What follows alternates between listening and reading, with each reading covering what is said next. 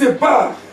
Il dit à Jérusalem, si tu savais, si tu avais ce qui pourrait t'arriver, tu ne devrais pas être incrédule. En fermant la porte, tu te bloques toi-même. Ne cherchez pas les sorciers au moins toi qui es sorcier de ta vie.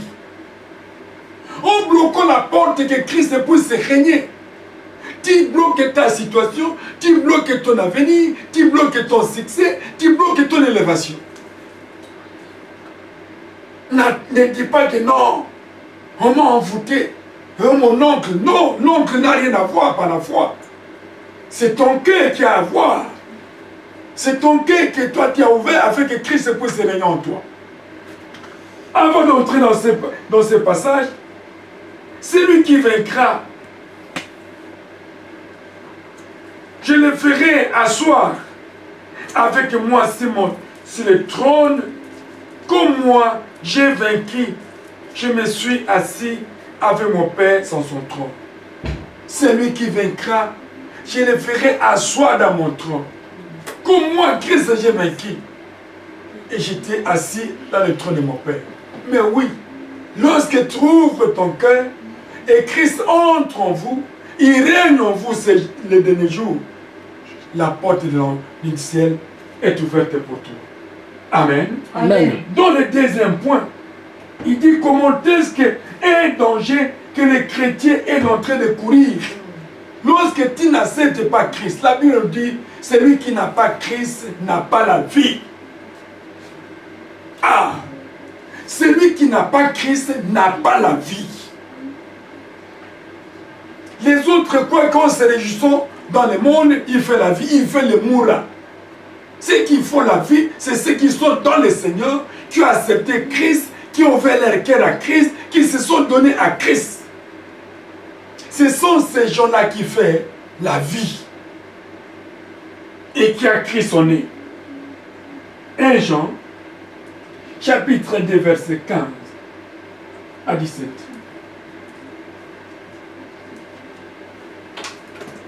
Jean. Jeune de Jésus-Christ. Amen. 1 Jean chapitre 2, verset 15 à 17. N'aimez point le monde, ni les choses qui sont dans le monde. Si quelqu'un aime le monde, l'amour du Père n'est point en lui. Car tout ce qui est dans le monde, la convoitise de la chair, la convoitise des yeux et l'orgueil de la vie, ne vient point du Père, mais vient du monde. Et le monde passe et sa convoitise aussi, mais celui qui fait la volonté de Dieu demeure éternellement. Merci beaucoup. Que le Seigneur te bénisse. Amen. Oh, n'aimez point le monde. Oui. Nous sommes dans le monde. Nous marchons dans le monde. Mais l'apôtre Paul dit, n'aimez point le monde. Ça, c'est Christ qui parle à travers son serviteur. Pourquoi on dit n'aimez pas le monde? C'est bien que nous restons dans le monde, c'est bien que nous vivons dans le monde, c'est bien que nous faisons tous dans le monde. Il dit dans un sens qu'un chrétien ne puisse pas être envahi par la pensée du monde, par les comportements du monde, par les agissements du monde. Si bien que tu es chrétien, tu dois garder ton identité et ton confort de Dieu. Alléluia. Amen. C'est dans ce sens-là. Lorsque nous actualisons ce contexte, il veut qu'on ne peut pas se donner au désir du monde, si bien que nous sommes enfants de Dieu. On ne peut pas se comporter comme les païens dans le monde. Nous, on devrait avoir une différence entre les chrétiens et les païens. Ni les choses qui sont dans le monde, oui. Dans le monde, il y a la magie. Il y a l'oppression, nous voyons le témoignage. Les autres qui prennent la magie pour tuer les parents, livrer leurs mères, livrer leurs oncles, parce qu'ils sont dans le monde. On avait montré même quelqu'un, un jeune homme trop jeune, il avait pris des fétiches, il a fait des sacrifices, des millions de dollars qui tombaient dans sa chambre, des groumettes dans la cour, et dans les mains. Et il était mort, les dollars qui cherchaient de regarder. parce qu'il aimait le monde. Il voulait s'enrichir. Car le monde, celui qui dirige le monde, c'est le diable. C'est bien que Dieu qui a créé le monde, mais le diable est venu pour détruire la créature de Dieu qui sont dans le monde. On ne peut pas aimer le monde avec leurs désirs, mais on doit se contenter avec Dieu de tout ce que Dieu nous donne. La Bible nous dit, contente-toi de ce que tu as. Alléluia. Amen.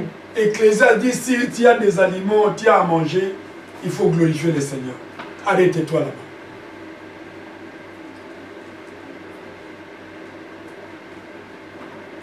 Ni les choses qui sont dans le monde. Si quelqu'un aime le monde, l'amour du Père n'est point en lui. C'est vrai. Lorsque tu aimes le monde, l'amour du Seigneur n'est pas en toi. Le Seigneur ne t'aimera pas. Parce qu'il sait le dirigeant du monde, c'est le diable. Regarde maintenant, on m'a envoyé une vidéo en disant une autre épidémie plus que le coronavirus arrive. Je me suis révolté la nuit. J'ai dit, Seigneur, pourquoi? Pourquoi tomber victime? Quel mal as-tu fait, Seigneur? Tu nous as créés. Qui c'est qui ont suscité ça? Qui même puissent s'emporter, transporter les taureaux par les cornes. Qui sont en charge de ça? Mais les petits peuples vont mourir. J'ai prié la nuit, Seigneur, épargne-nous. On a signé déjà l'ordre. Ça viendra plus que le coronavirus. Et ça va limoger encore davantage.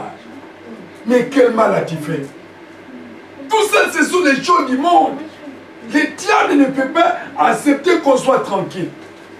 Mais lorsque tu t'attaches à Christ, le Seigneur te délivrera. Alléluia. Amen, amen, amen. Le Seigneur prendra soin de toi. Même s'il y a des combats terribles, même il y a des coronas, même il y a d'autres éléments démoniaques et sataniques, Dieu va t'épargner. Parce que tu n'es pas de ce monde. Tu n'es pas ce monde, si bien que tu m'as dans ce monde. Amen, amen.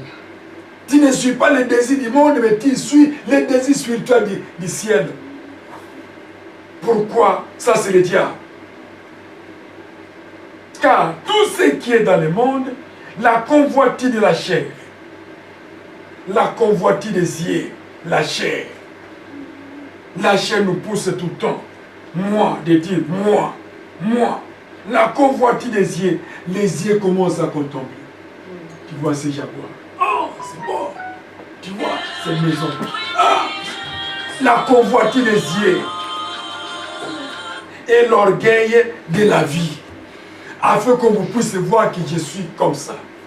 Qu'on puisse me citer de moi dans tel point. Tout ça ne vient point du Père, mais vient du monde.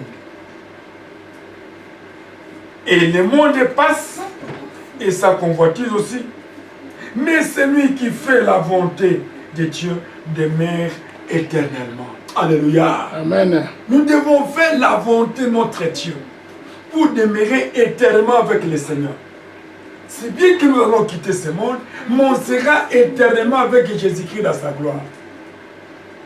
Si nous aimons Dieu, Dieu va nous épargner de tous les combats du monde. Amen. Alléluia. Amen. Dieu va nous épargner contre des situations terribles. Ce qui arrivera, que Dieu puisse nous épargner de tout cela. Que l'ombre du son de l'agneau, l'ombre de sa main nous couvre nos enfants, nos filles, les arrêts, fils et filles, qui ne tombent pas dans cette traquenard du diable. Avec l'ordre mondial. Qui a signé? Et c'est Dieu qui a signé.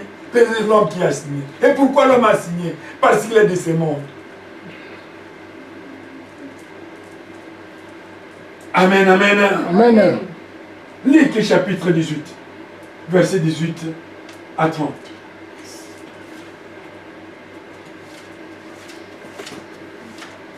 Du nom de Jésus-Christ. Amen. Luc chapitre 18, verset 18 à 30. Un chef interrogea Jésus et dit, bon maître, que dois-je faire pour hériter la vie éternelle? Jésus lui répondit, pourquoi m'appelles-tu bon? Il n'y a de bon que Dieu seul. Tu connais les commandements, tu ne commettras point d'adultère, tu ne tueras point, tu ne déroberas point, tu ne diras point de faux témoignages, honore ton père et ta mère. J'ai, dit-il, observé toutes ces choses dès ma jeunesse. Jésus, ayant entendu cela, lui dit, il te manque encore une chose. Vends tout ce que tu as, distribue-le aux pauvres, et tu auras un trésor dans les cieux. Puis viens et suis-moi. Lorsqu'il entendu ces paroles, il devint tout triste, car il était très riche. Jésus, voyant qu'il était devenu tout triste, dit, qu'il est difficile à ceux qui ont des richesses d'entrer dans le royaume de Dieu, car il est plus facile à un chameau de passer par le trou d'une aiguille qu'à un riche d'entrer dans le royaume de Dieu.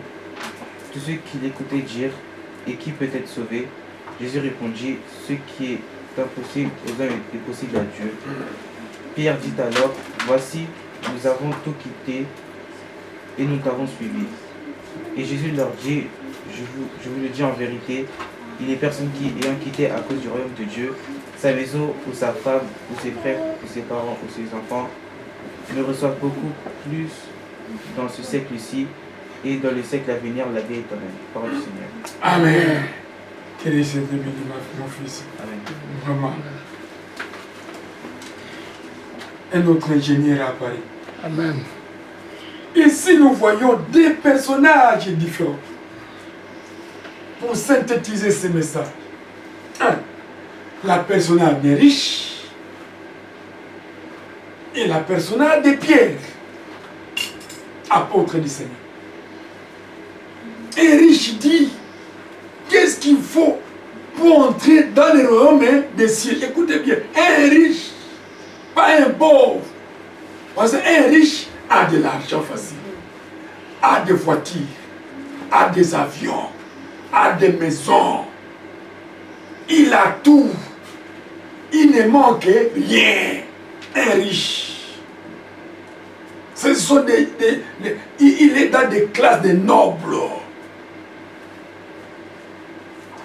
Lui, un riche, il a oublié la famille. Il a oublié les transports en commun.